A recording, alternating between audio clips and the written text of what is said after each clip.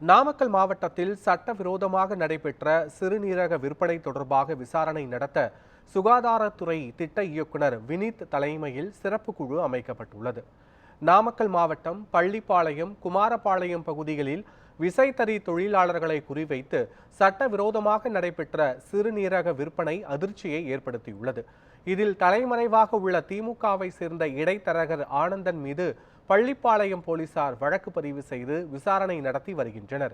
இந்த நிலையில் சட்டவிரோத சிறுநீரக விற்பனை குறித்து விசாரணை நடத்த சுகாதாரத்துறை திட்ட இயக்குனர் வினித் தலைமையில் சிறப்பு குழுவை தமிழக அரசு அமைத்துள்ளது. இக்குழுவை தீர விசாரணை நடத்தி 2 வார காலத்திற்குள் அறிக்கை அளிக்குமாறு கேட்டுக் கொள்ளப்பட்டிருப்பதாக சுகாதாரத்துறை அமைச்சர் மா. சுப்பிரமணியன் தெரிவித்துள்ளார்.